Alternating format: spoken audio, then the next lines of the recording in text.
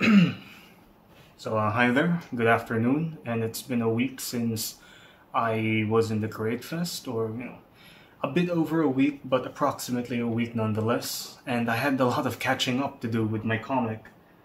But thankfully, as of yesterday, so Friday, I finished inking like 10 pages of it. I inked 10 pages in in less than 1 week, from Monday to Friday, and that's pretty cool. Although I did like start inking and penciling, no, just penciling before I went to the Create Fest, so I did some work beforehand, but still, 10 pages in approximately a week, that's kind of a lot for what I'm doing, and I'm thankful that I was able to finish it. So updates are going to be pretty cool. And that's about it for my comic. Last week, last week I made this video called Escaping Beginner Hell, which was basically a self-documentation of how I made the comic and the story behind how I made the comic Dream Journal. I should have specified it, at the title, like, oh, this is a self-documentation of the comic. This isn't, doing the Dream Journal itself. So maybe next time I'm gonna give it some. Next time I do something like that, I should give it some clarity, especially at the beginning. So as to not have others feel like they got clickbaited or whatnot. However, it was a genuine video essay about my story of how I made the comic and this cycle of self-sabotage, which is the topic for this vlog. Self-sabotage, because when I was writing down that video as a script and reading it over and over again, ironically, reading it over and over again, I realized how much I self-sabotaged when I was younger. This pursuit of art, it was drilled deep into my mind that art is not gonna make you money. It's not gonna allow you to make a living, basically. And that mindset kind of still creeps with me today, especially from my parents, from my community. Like, art is not supposed to be this thing where you can live off from, which is a very false pretense, because time and time again, I see people make a living from art, and even people not necessarily from my community, but for example in Dumaguete, where I was at the Create Fest, multiple people there were making a living simply from their art. And that was enough proof to me that I can do this. This is possible. This is no longer something of a fairy tale that my parents, doesn't believe or something. No, this is real. You can make a living out of art. Not necessarily a lot of money, but being able to make a living out of art. Not necessarily becoming rich or, bountiful or plentiful, but enough for a life. Enough for a satisfying life. And that's the thing.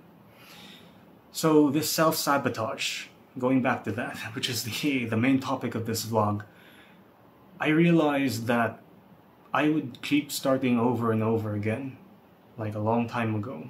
I was maybe 15, around that age, 15 to 17 years old, was the time where I began to break, because nothing was moving forward. I would keep looping back to, oh yeah, let's study anatomy again and again and again. It's I never complete it, because there's this identity of myself that, oh yeah, since I'm a beginner, I'm not good at it. And if I'm not good at it, then it's futile. So why should I learn? And that kind of went inside how I would study art. So for example, studying anatomy.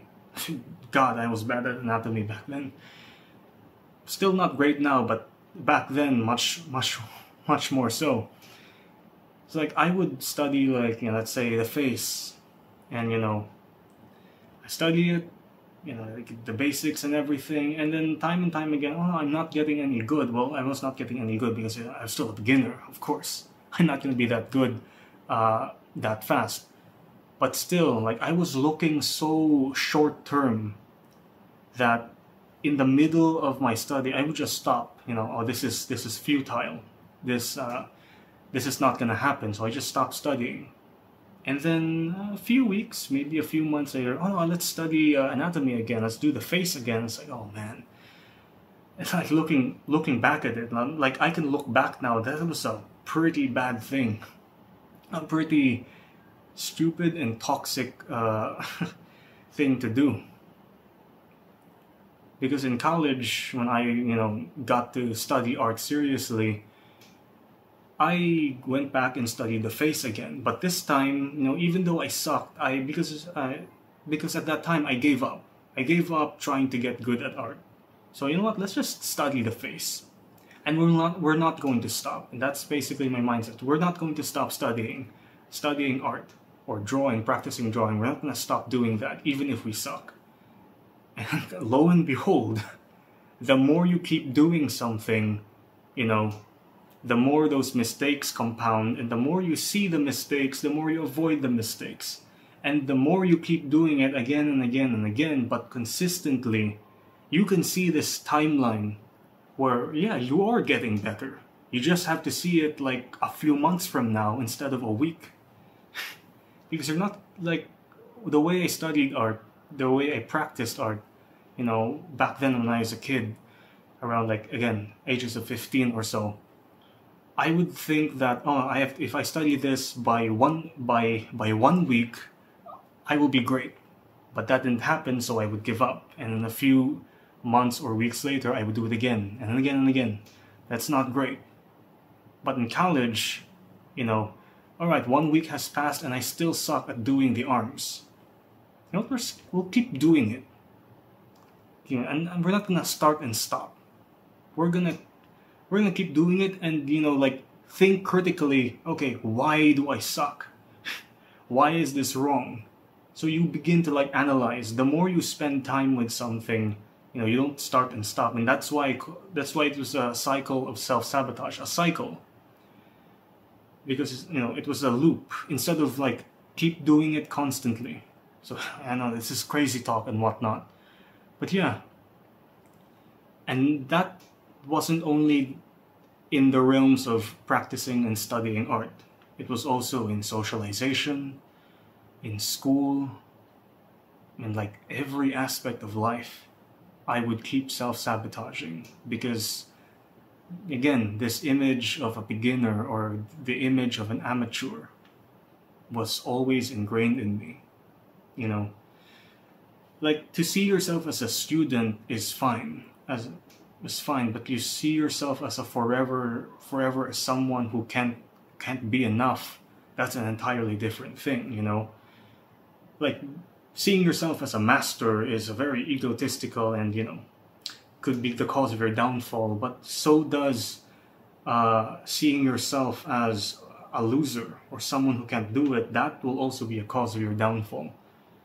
That's why, you must always think of yourself as the learner, as a student. Because you keep, learning, you keep improving. You're not stagnant to the point where you can't do it, nor stagnant because you've mastered everything. You are a learner, you're a student, you keep on doing stuff. And yeah, I'm not sure if that made any sense, but it did make sense in my life. So yeah, self-sabotage. It sucks. But sometimes, maybe not sometimes, more often than not, it happens to the best of people. And that would include me, maybe even you, whoever is watching this video. And so yeah, that's my vlog for now. Whew, that was something to let out. But yeah, the comic is going well.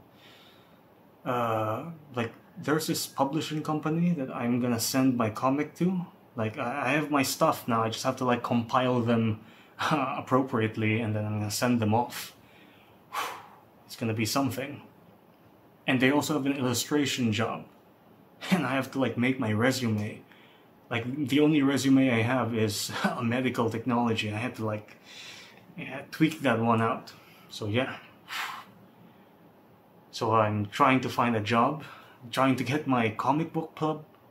So here's what I'm doing right now. I'm of course making my comic. That's one thing. Trying to get my comic and my other comics to be published, like what do you call this? Like appropriately published by an actual corporation, not just free online. And then I'm actually getting a job in medtech now, to like for a while like earn money. And then I'm also going to be opening commissions. I don't know how many times I've said I'm gonna be opening commissions, but it's like it's building up now. Like I've got the forms, I've got the samples, I've got the the rules and regulations and whatever the commissions do. Like yeah, there's that. Then I have to take like the exams, the NMAT and ACPI.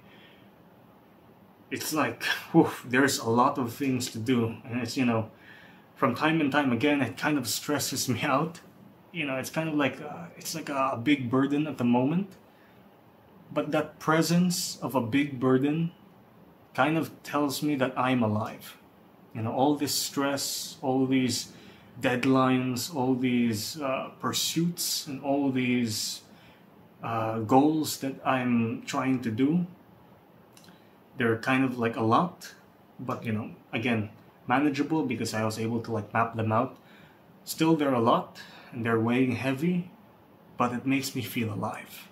This comic, getting a job, illustrations, and publishing, it makes me feel alive. And especially now that I have moved on from those bad traits, at least mostly moved on. Some of it still lingers. As you know, I'm not perfect, and I have to take accountability for that. But nonetheless, I'm in the long ride, and yeah, that's how I feel about things as of this moment. So maybe I'm gonna one day look back at this and cringe, but if I look back at this maybe a year to 3 years from now and cringe, that's a good sign. So that would be all, I guess, for now.